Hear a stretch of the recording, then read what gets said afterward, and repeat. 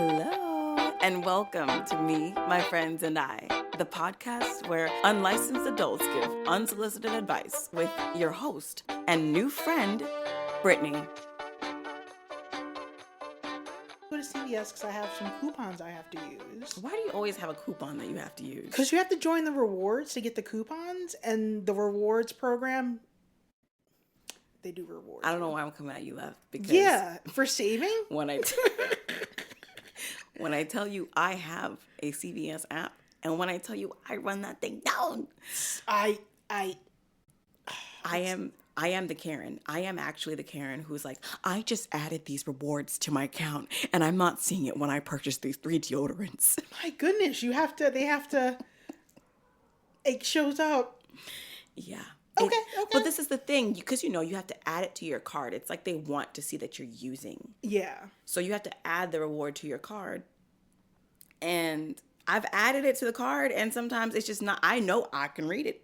And I've done it where, like, I would like show them. Pay. You have to check out first before the coupons apply. What do you mean?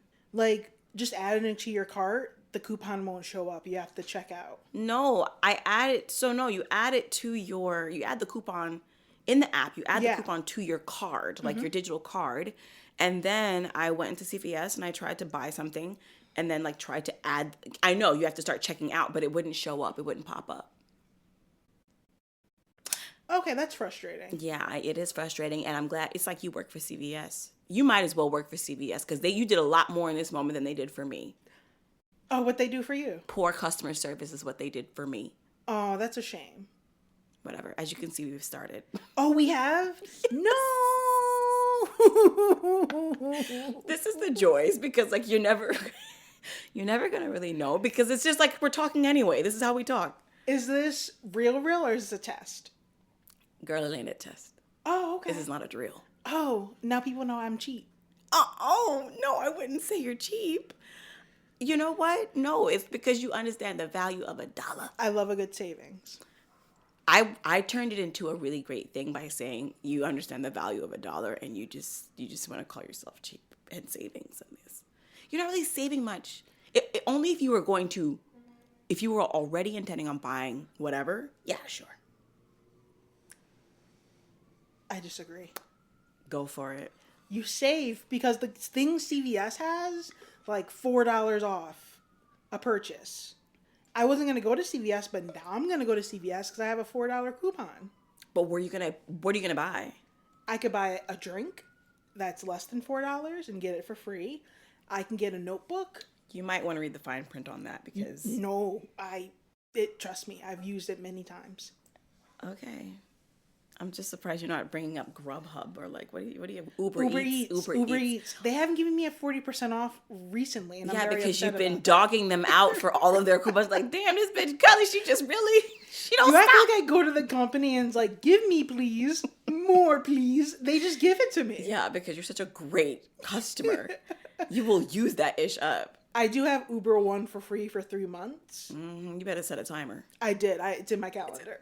Because they're quick. Yeah. They're quick to take that money. That's how they get you. They just say, oh, sign up for this free trial. We're not going to charge you until like 3 months from now. God knowing that in a week, I would have forgotten what this was. Yeah. It never even happened. Yes. Anyway. Yes. So, would you like to introduce the theme of the month? We are in a new month. We're in a new month. Okay, this is birthday month. Our birthday's month. This is there's a lot of Pisces walking around on this here earth. I'm an Aries, so. Wait, oh my God. I might have to. End of the month. Different sign. I didn't know. You didn't know it was a different sign? No. I mean, I guess you would. I wouldn't know unless someone told me. I just kind of think that anyone in March is a Pisces, which just doesn't quite work. And March is a long month-ish. It is a long month, yeah. So now I see you a little differently. No biggie. We're just not Pisces together. I'm a Pisces alone. Are you good at astrology like that? No, that's why I shouldn't even talk about it.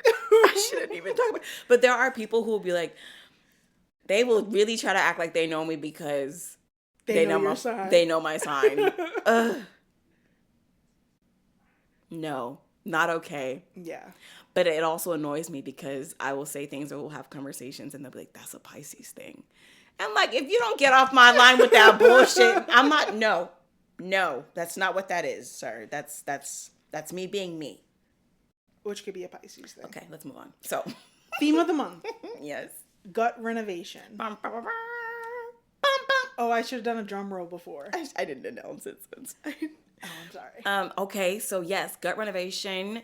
I don't want it to become complicated to come up with these themes, but like there's so much around that, like so much around that. And I just want to know where your head went when I was like, hey, yo, gut renovation. My head went a couple of different places. What it landed on was my problem is that I feel like I second guess myself a lot. Go off.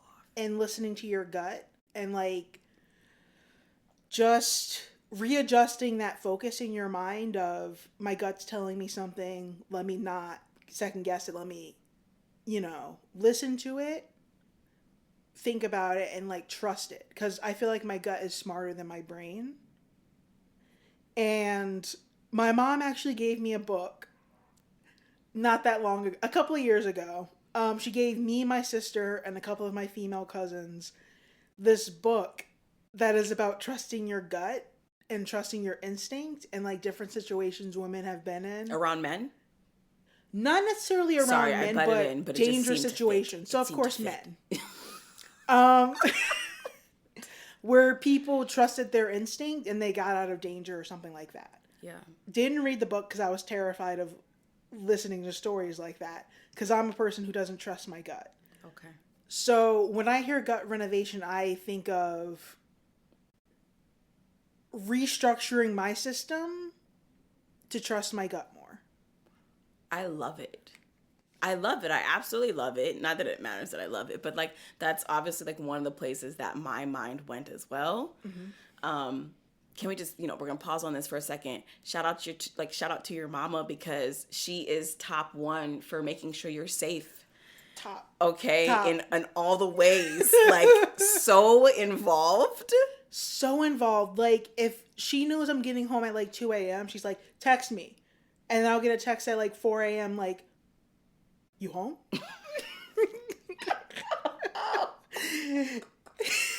That's a burden for her that she carries. And that's one reason I'm sketchy of being a parent, because I don't want that worry on my shoulders all the time. And even at your ripe age of 21.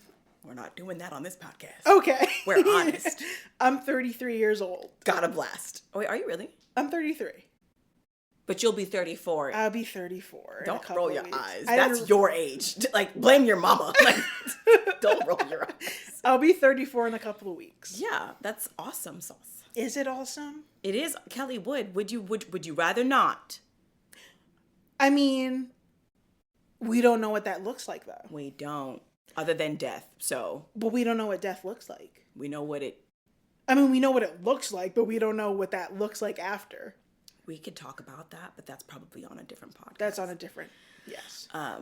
But shout out to your mama, because she is top 5 for trying to make you feel safe, or at least easing her mind about your, caution that you're taking, or your safety. And I like that. She shows like she's very involved. I like it. Oh, yeah. My parents are definitely like America's Most Wanted, Unsolved Mysteries, the whole 9. So that's what I grew up watching as a kid. You know what I think about, like, some folks would be like, oh, back in the day, you could just, like, hitchhike. And I'm like, back in the day, you could have got took. Like, back in the day, people did get tooken. And it was easy. Because, like, very easy. People, like, less technology, less cameras, less people being aware, thinking that, yeah, every stranger, like, it doesn't mean harm. Yeah. Which I think maybe we have gone a little, I don't know, over the years, you could say that maybe we've gone a little far off the deep end, but people are getting weirder and weirder by the minute. That is true. And I think some of the shows we watch perpetuate it. And I also think that because things are in place now, like cameras everywhere, and that people are getting, I don't want to say better, but they're getting more creepy with the way they do things. Go on. Like if you want to kidnap someone, you can't kidnap someone anywhere because there's cameras everywhere. So you have to kind of think about it more than you did in the 70s when people were just getting taken all the time. 2 things. You make it seem like you have actually been considering these things in your mind. I have it. That's a lot of work, kidnapping someone, and I'm just lazy. It does seem like, and also like you have to do such a good job to not get caught. You gotta do a lot, because the way, so Tamara, my cousin, she will really be out here watching these shows like Murder Kill. Sometimes I'm gonna rattle off a list of names of shows that I don't even know if those are the real names of the shows, because sometimes she makes things up. Yeah. But like Murder Kill, Fear Thy Neighbor. Fear Thy Neighbor is one. Snapped, or like some. Snapped is one. Okay, so you're also in tune with the lifestyle. So yes, I am. Okay, and that's why you're probably more fearful. Yeah, it definitely is. Wow, you say that, but then my cousin will be like, oh, this makes me more prepared. The same way where you would watch Law and Order and you think, all of a sudden, we are all, Detective Benson, being able to figure out crimes. Like, I just don't know if it actually helps to keep watching this kind of material. That's an interesting take, that it makes her more prepared. Mm-hmm. Because I do agree it makes me more scared. But thinking about it, it's kind of like that boy who saved his sibling because he watched SpongeBob and he learned the Heimlich. Whoa. So it's kind of like that, where I won't know if I've learned anything till I'm in that moment. That's very interesting. So like, are you not, I know not everybody's experiencing this because it's a part of the sickness, but I will think through moments. Is that side? You hear that? I hope this doesn't come through that damn siren. But I will think through moments. I will think through escape plans. I will like play the tape forward, as my therapist puts it, on so many things. And sometimes it's actually exhausting. It's very exhausting, because I used to do that as a kid. And my possibilities went so, like after Columbine, when I was in school, I used to think of what's my escape route if something were to pop off in school. But there's so many different variables that I can't plan everything. Yeah. Like I would think, oh, I'd hide in a locker. But I was like, a bullet can go through a locker. Facts. So I was like, it's too much. It's too much thinking. So I stopped thinking about it. Oh, nice. Yeah. So you just chose to avoid it, or like just recognize that there was a cap. For me, there is not a cap. I will just take a break.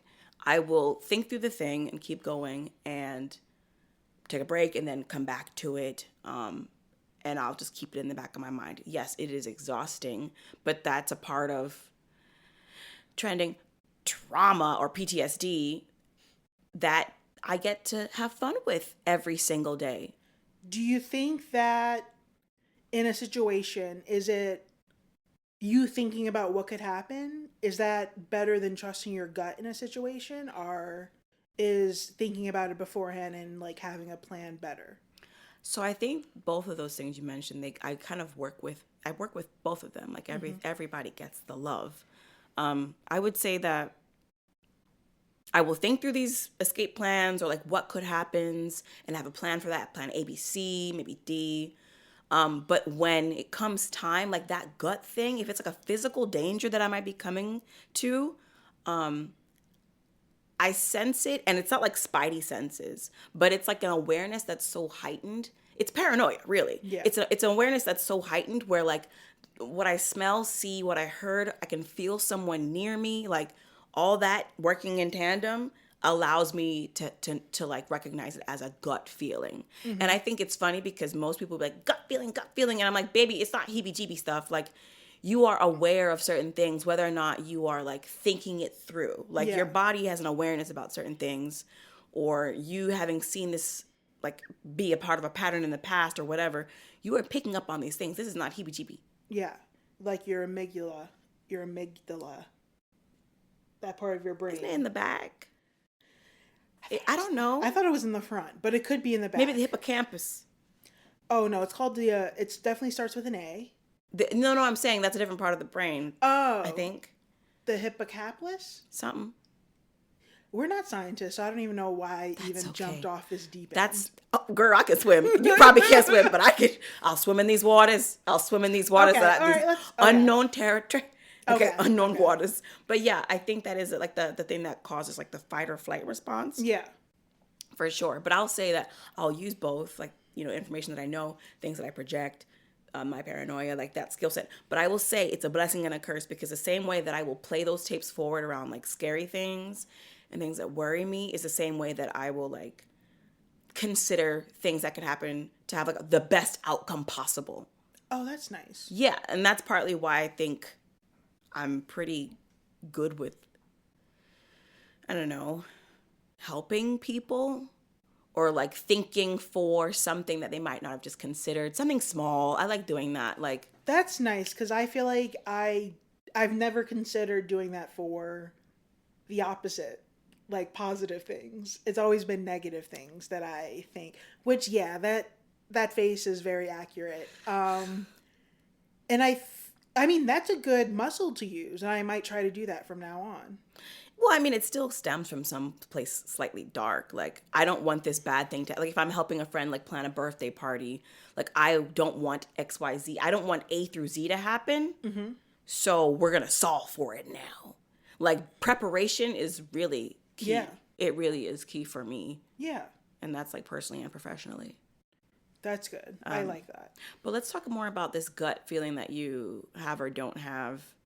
And why you keep challenging yourself, and why would you say that your brain is smarter than your gut? My gut's smarter than my brain. Flipped it, yeah. So your gut is smarter than your brain. Like, you have the gall to say this. Why do you say this? Think about how your brain feels. Yeah, my brain should feel bad about itself, because I feel like anxiety kind of compromises it. Okay. And I think that maybe it's anxiety that makes me second guess everything that my gut is telling me. Like, I'm trying to think of an example. Even like something small, like, what's for dinner? What do you want for dinner? I'm like, or if a friend asks me, what do you want for dinner? That sends me into a panic, because my brain goes silent, and I'm like, I don't know. Food. I've never had food before. I'm not sure. No. And it's just like my anxiety takes over, and that gut instinct of, oh, I know what I want, goes away. I feel like you know what I would like to do is maybe try to like break down the moments of that whole gut thing. Mm-hmm. Because I think it's a matter of listening to it. Yeah. And forget listening to it. It's knowing that it's making a sound. Mm-hmm. And I would argue that your gut is actually attached to your brain. Yes, definitely. Right. So for you to separate the two, sure, maybe that's, there's a world where I could believe that as well. But like, I really think these two things are working together.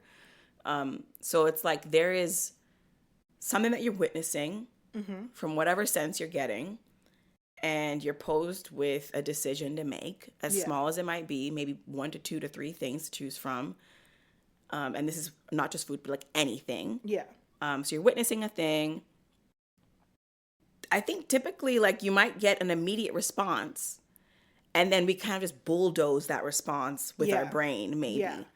And so I think it's less about listening, but just noting that there's something that's something that actually just came up. We just missed it. Or like getting still. My friend Oprah. Oh, yeah. I would listen to some of her, like, her teachings, if you will. Oh. And she would always say this thing, like... My mom doesn't like Oprah. I know. I just wanted to shout that out. All right, go on. Okay, well, she's done a lot of good things for a lot of good people, okay? She's done a lot of things. She's done a lot of things. She's made a huge impact. She's made a huge impact. That's true. So I'll say that one time I heard her speaking on a thing, and she spoke to like getting really still. She says, if you don't know what the next thing, if you don't know what to do, you're feeling lost, get really still, listen to yourself, get quiet, and consider what the next right move is. And I'm not going to be like, oh, this is like the word, but like there's something to that. I think we've got a lot going on all the time, and it keeps us from listening. Just listening. That's true. What's surprising is that I'm a very good listener to other people. I'm not a good listener to myself. Unless it comes to choosing a therapist. Then my gut is very strong. I don't know why. Oh, let's try to find out. Okay. Why do you think you have such a good instinct around therapists? Well, when I first moved to New York, I had to find a new therapist. So I saw a lot of therapists in the New York area. Sorry. You just make it seem like I don't know, like you've got like dating apps and whatnot. I could just see you now just like swiping on all these therapists. It's just like, ma'am, there's not any more matches for today. Like, we've got to come back, try again tomorrow, the please. clinic I go to now, they did actually meet with me and they're like, you can't keep changing therapists. You have to choose one and try to work it out. Go past one session. No, bump that, because you have to have a consultation, because if it don't work, it don't work. If the match is not good, it's not work. For some reason, my gut in therapy, when I first meet a therapist, I can tell within the first like minute or two if I'm gonna like this person. It's not liking, it's like if this working relationship will work out. Dude, you have to carry, like, I hope you can carry that into other parts of your life, because I'm curious as to like, why are you able to do that? Like, why is it that you're able to do it? Like, I don't know. I have therapy Friday. I should bring that up. Because I would like to have that sort of confidence and agreement within myself for other things. Yeah, that would be ideal. Yeah. I would say that I have over time built this attention to gut. And sometimes my gut isn't telling me what to do, but it's more so telling me to slow down, that there's something that I might be missing. Okay. And you can even feel it in your body. Like, we say gut, but I can actually just feel it in my body. Yeah. Like, if my back gets tighter, if my chest gets tight, if my neck gets tight, or like my heart starts to race over like a small or big thing, whatever it is. But it's more so my gut saying, hey, something is off about this. Or something is interesting, or something is worth taking a second look at around this. It's not really saying, oh, girl, you should actually go to the left. Or you should actually pick that thing up. It's not that at all. Somebody calling my phone. I don't know who that is. Yeah, because my phone's not in my hand, so I don't know who's calling you. Sorry. I'm sorry, Kelly Wood. It's okay. I just don't know. I didn't know you knew other people. No, I don't. That's dangerous. That's very dangerous. I'm not like that in real life, people. Nervous laugh.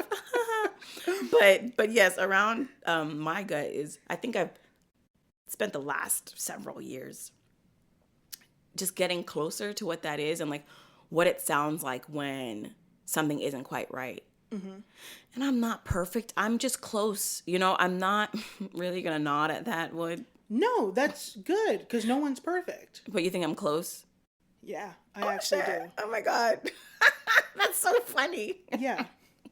We're not doing this. We're going to move on. But like, Okay. I try my best. I'm always really trying my best. And like, I'm always in a moment of just like, trying to rediscover or relearn or just develop, which might be a bad thing.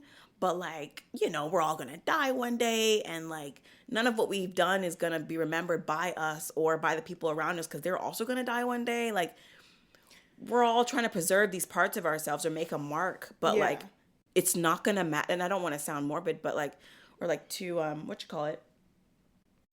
but it's not going to matter. So like, I just try to put the most into making sure my soon, close future, like that feels good. Like I want my day to day to feel good. I like that idea.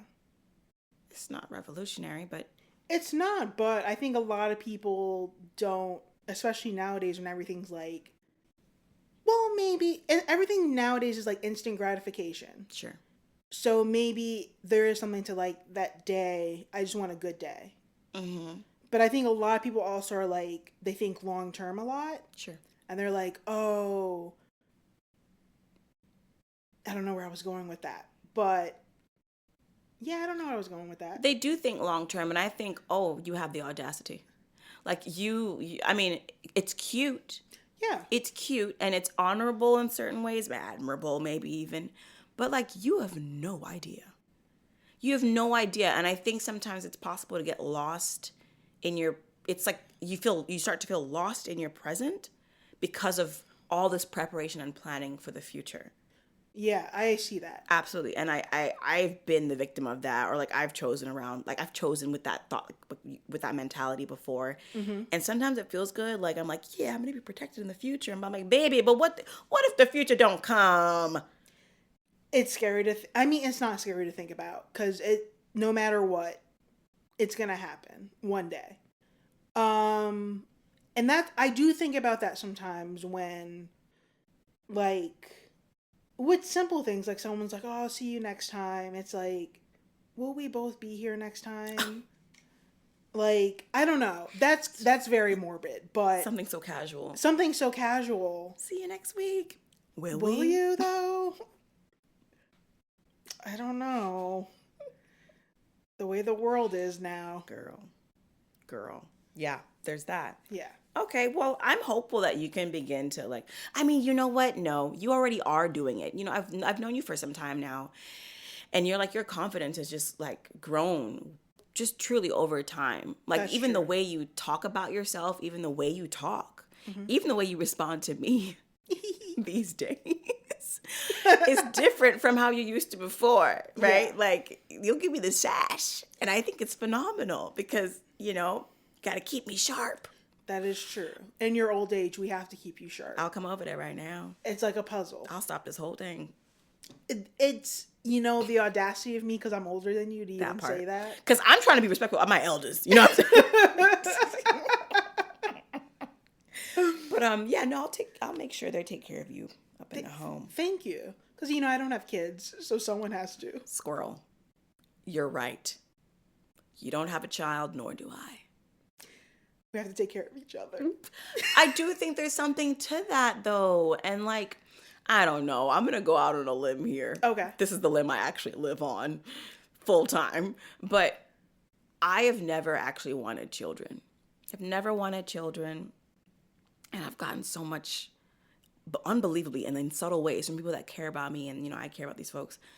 They will, comment on that. And I care about them and they care about me. And I know it's just their opinion for the life that they've lived thus far.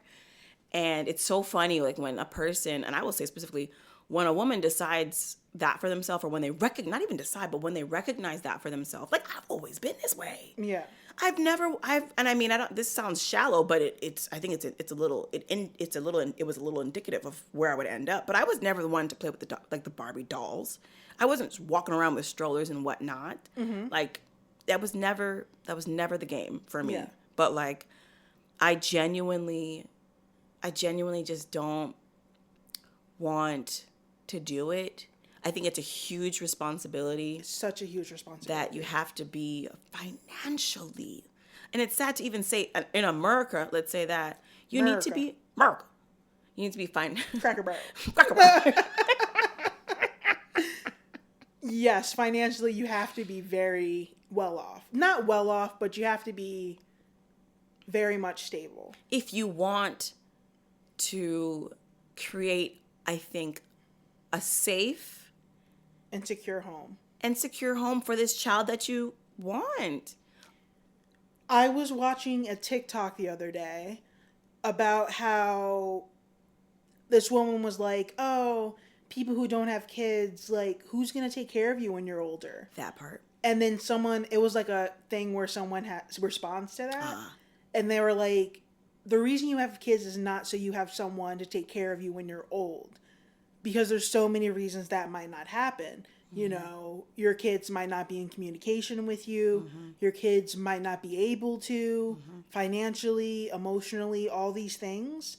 So I think that is not, like, that reason alone is very selfish. And I don't know. I think people have kids for various reasons. I don't think they're always the right ones. Go off. I really feel this way. And I know I've been called selfish. I've been called selfish by like friends. I've been called selfish by... That's interesting. Yeah, absolutely. Because I think it's very mature to know that you don't want kids, that you don't want that responsibility, rather than bending to that pressure and having a kid and not being 100% committed, that's kind of selfish. That would be not kind of, that is selfish. that would be very selfish. So I, like, Yeah. by friends, I've been called selfish, and I can't say it was like, you know, I don't think it was meant to hurt my feelings at all, but Yeah. like it was just like a thought. So by friends, by like, you know, maybe someone that I've been dating, and I'm like, you're wild, bro. Like you're wild for calling me that, because you're right. I think I am sure about it, and not for nothing, I can change my mind if I want to. Yeah. And I'm sure that someone could change my mind. That is like true. if I did end up in like, you know, a particular relationship where I'm like, yeah, I'm a pop it out. I'll pop a couple out for this one over chunk. Seriously, like Yeah. I would do it, because I mean, I think there are lots of reasons why I don't want to have children. Some of which I didn't actually, like, I kind of inherited that. Mm-hmm. So, like, because of how, like, my family was, you know, the things that have happened within my family, and even, like, my extended family, it's just like, no, I'm good. Like, no, I'm good. You can keep Yeah. that. Like, there's more than enough children out here in the world for us to take care of, which is another thing I think we need to, if I was president, I don't know who this is. If I was president. It's U.S. president. Continue. I'm the U.S. president. I think that we should probably hold off a little bit. We should just hold off a little bit. And I hate this. I hate even saying it, because it's like telling a person what to do with their body. But I'm just like, can we all come together and make a quick vote and just say, hey, maybe we should hold off on a little bit. There's lots of kids to go around. Lots of kids. Okay. And if mothering or fathering is something that you would like to participate in, more than anything, we've got some. Like go ahead. No. You continue.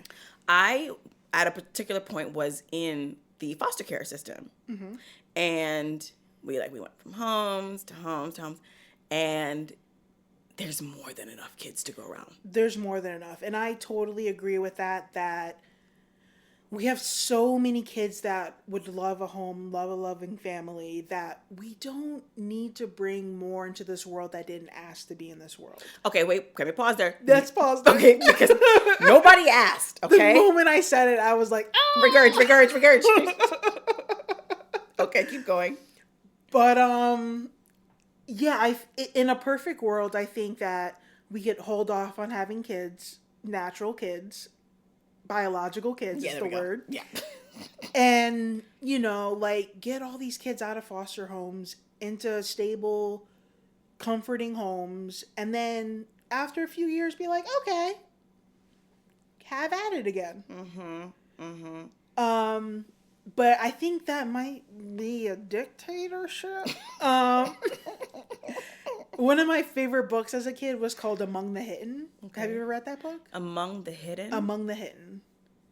It's about a future where you're only allowed to have 2 kids. Mm-hmm. And the book follows a third child they call the hidden child, where they like hide him in the attic. And it's giving Anne Frank. It's giving Anne Frank. Uh-huh. Not really, though. It's not. I just said that. I don't mean it. I agree with you right away. And I was like, wait, no, I thought about it after. But it's like, you know, about him hiding, and like he finds out that his neighbor is another third child. And it's like, I would say they're adventurous together, but it's not really. It's kind of a depressing book. Okay, very interesting. Yeah. I think, so the third childs, the hidden childs of America, we would like for them to have a home. And this is, you know, I'm careful around this, because people want a family unit. Yeah. You know, and sometimes it doesn't always look like a child that's currently in foster care. Like, I get it. Sometimes people want to like bear children of their own, or like whatever it may be. Everyone has a right to do whatever they want with their bodies and with their families. But I do think that is like an untapped market. Like, that's weird. But like, that's definitely a conversation that needs to be had. Like, and I hate to say, how do we incentivize, like, you know, adoption?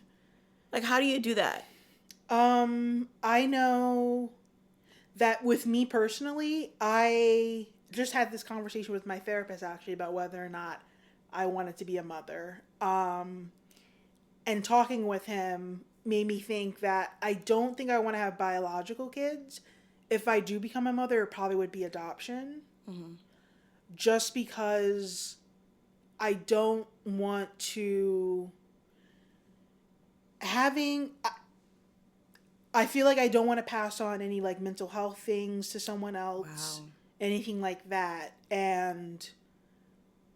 But the idea that maybe I could like guide someone in this world, like there are plenty of kids in this world that I can guide. Yep. So I think I don't have that desire to like have biological kids. Yeah. Is the thing. Some people have that where they're Yes. like, I have to. I want a mini me. I don't really have that. And I've never had it either, Yeah. truly. Like, I mean, lots, like, again, like, lots of things are scary around, like, being a mother, and I mean, even after the moment that you, like, might give birth or whatever, but, like, everything up to that moment is kind of scary. Yeah. Like, making sure that you have things in order beforehand, like, that's also kind of scary. Like, lots of reasons why I don't want to, but ultimately, the decision is final. Do you think it's a gut feeling whether or not you want to have kids that every woman has? Yeah, I do. I do too. I think it's a gut feeling that every woman has, and it doesn't have to just be woman. It could also be men. That is true. That any person has around, like, you know, raising a child. Yeah. But I think society just gets in the way of listening to that, because, like, the pressures and this, that, and the fourth. Yeah. But I think all this external noise, it just makes it hard to hear what your body or what your heart wants, truly. Yeah, and that, I also don't understand why society's like, gay people shouldn't adopt. Like, there are plenty of kids that would love a loving family no matter what the sex is. Like, let's not deny these kids homes and parents. Mm-hmm. But I'm not a lawmaker, so I can't. You could get into that. It's not too I late. could get into it. I could, but it seems like a big pill to swallow. It's a big pill to swallow. Yeah, for sure. Yeah. I agree with you. I think lots of brilliant people, whatever you consider to be brilliant, successful, whatever, have come from two parent homes, one parent homes, single father, single mother. We've got tons of brilliant people out here who have had, like, rocky upbringings. So, like, to say that, I mean, I'm sure there's evidence and there's, like, stats and all on this, but, like, the family unit as we know it, it just looks different. Like, there are people who were raised by two parents and completely disowned them. Yeah. Completely disowned them, and for good reason. Yeah. And for good reason. I think society has to come to terms with the changes. Like, everything doesn't look like it did 50 years ago. Yeah. The family unit, what a person is, like, all those things are changing. And there are some people who are like, I want to hold on to the past. Like, things shouldn't change. And it's like, sorry. the world changes all the time. Yes. Like, you just have to either get on board or not. Be miserable. I'm not going to say get on board or be miserable, but I say it's get on board, shut the fuck up, or fight. Yeah. Yeah. It's probably one of those things. To add on to, like, the whole, you know, gut stuff, I think about a conversation that I had with a friend recently, and what came out of it was a relief from thinking one thing to be true for so long and then getting new information. And as time went on, they understood this thing to be true, or like, maybe let's say this, they understood that river to be blue for a long time. And then over time, like, they would see that the river was, like, maybe starting to change colors, but then they would maybe ask the river or like, you know, ask around, be like, is that river changing colors? And the response is no, the river is actually still blue. The river is still blue, but she could see that the river was starting to change colors. Yeah. And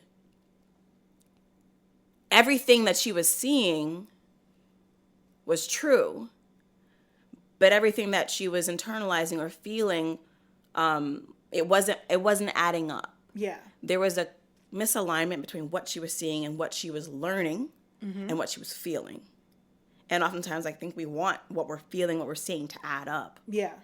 And, you know, we're talking about all this stuff, blah, blah, blah. And it got me thinking about something that came up with my therapist like some time ago. I don't know if it's my current therapist or my last therapist, but it's about this connection with self and being willing to challenge who you think you are. And so I'm trying to brand this like this is a thing. But it goes something like, consider in this moment, for this moment alone, that you are not the person that you think you are. And I think that can extend in many different directions. But bottom line, it's consider that you might not be who you think you are. So the way that you think that you're showing up, I think it's worth in certain moments of your day to consider, am I really that person that I think I am? Yeah. And it could be a good thing or a not so good thing. It could be worth not even judging oneself about. But the simple fact of taking a second look at yourself helps. Because I'll tell you right now, and this is like a whole, like this, talks about this. I think this is connected to the gut and trusting oneself and trusting what you see and hear and feel. For a long time, I thought, I was ringing down and I was like, I am brave. I am this. I am that. I've got the courage. I'm a badass. I'm confident. But then I stayed in Eyes of a tiger. And I stayed in a situation that was no longer really, good for me. And I was finding it so hard to like step away or just recognize that this wasn't for me. I was having a hard time like making a decision like this isn't right. And yet I was telling myself that I was this confident, brave, courageous person. And I'm like, a confident, wait, the word courageous comes from courage, right? Yeah. Okay, just making sure. Yeah. Making sure. You can make sure with the master. Oh God. So I just wanted to, wrapping that thought up, but like I was making myself, I was lying to myself. I was lying to myself about like who I actually was at the time and I guess who I perceived myself to be. Because if I was brave, I would have not stepped out in the bad way. I would have removed myself from the situation. And so it wasn't until I actually decided to challenge who I thought I was that I actually realized, I'm not actually brave. But I can be. Yeah. I can make a decision to be more brave. And I ended up making decisions that were in alignment with who I wanted to be or who I thought I was. But like that connection to listening to yourself and hearing yourself and challenging yourself is huge. Challenging yourself and other people. Yeah, there's a quote that I'm going to butcher. I know we're running out of time. Oh, no, we're good. Yeah, okay. There's a quote that I'm going to butcher. I can't remember who it's from, but it's like people make choices based off of like the information they have in the moment or something like that. It's better quoted than that. But I think, that thing of I thought I was this, but I'm really not.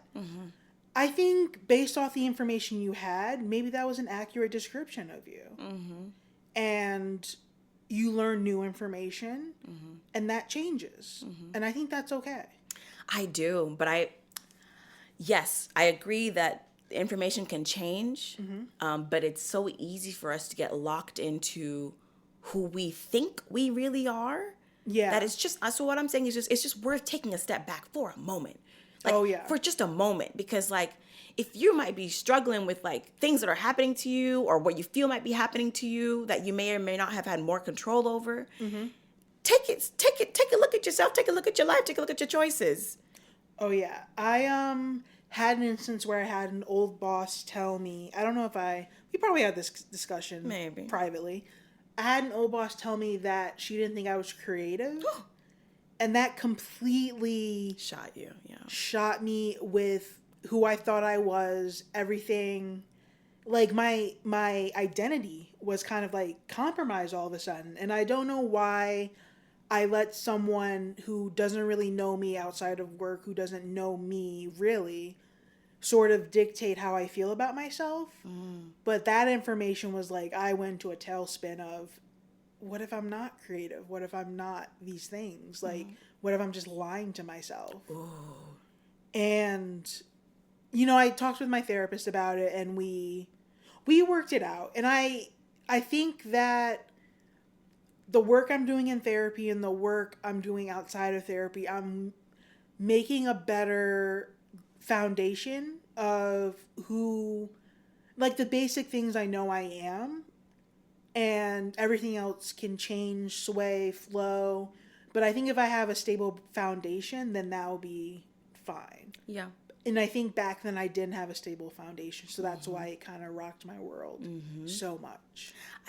So another quote, I don't remember it. I also will butcher it, but ultimately, it speaks to having certain values. Like if you don't stand for something, you'll fall for anything. You've heard something like that, right? Yeah. And I didn't really believe that when I first heard it, like, a few years ago, maybe some years ago.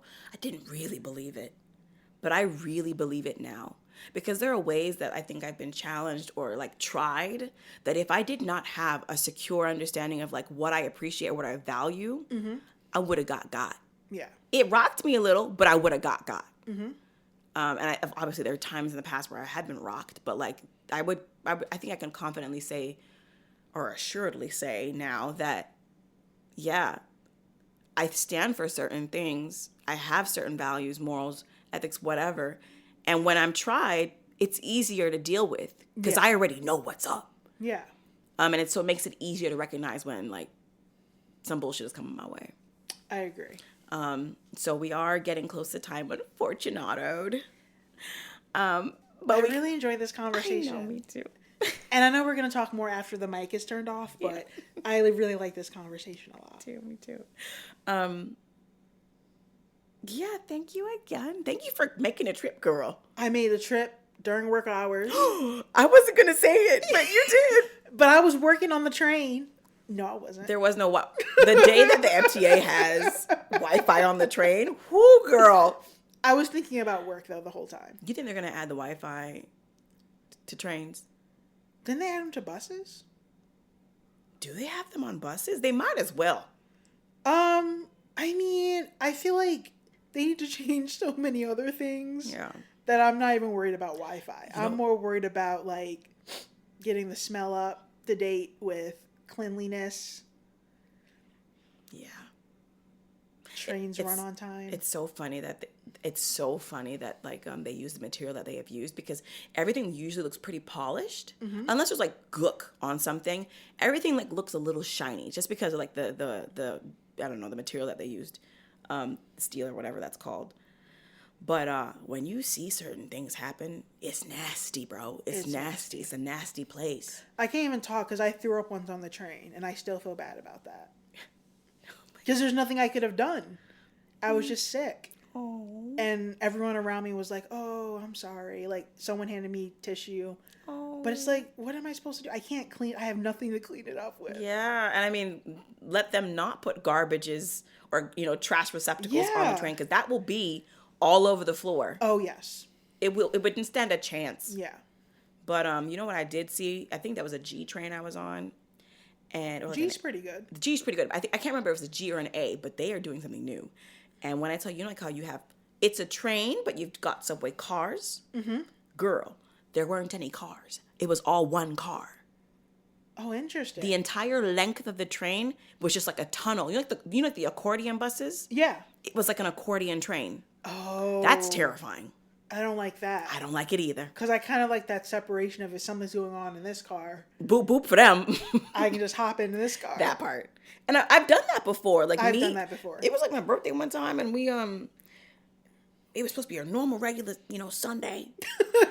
And sure enough, we went and we were there. And this man I'm not even going to talk about all the things he was saying, but he was going off and he was being threatening. Mm-hmm. And me and my two friends, we like hopped and went into the other train car. He then proceeded to come into the same car that we moved into. We moved again. Mm-hmm. But that's a certain level of protection that would be nice to have. Yeah. What are you supposed to do if there's a crazy at the back of the train, in the middle of the train? Everybody getting got. Trust your gut. I'm done. So, in wrapping up, yes, you know what time it is. What is one piece you would leave? And I'll start. Okay, I'm just gonna repeat what I said earlier. Okay. But what's one thing that you want to leave the listeners with, or like my future 98 million year old self with? I will start by saying, consider for this moment and this moment alone, that you might not be the person that you think you are. That's what I'll say. And again, just for the moment, and then move on. And what would you add? That's a good one. I don't know why I didn't think about this beforehand, because I knew this question comes up. You don't have to think about it beforehand. It doesn't have to be awesome either. It doesn't have to be awesome. Or you don't even have to say nothing. It'd be nice for you to add. Rocket power. Got it. Nope. I'd say, honestly, no one is a villain in their own story. So try and see people from their point of view as much as you can before making judgments. Girl, what was that? You made it like you didn't hear nothing, but you got something. Let me wave my hair. That's not. Do a braid. Alrighty, okay. Thank you so much for coming. Of course, I love this. I love this, and I love you. I love you too. Okay, bye.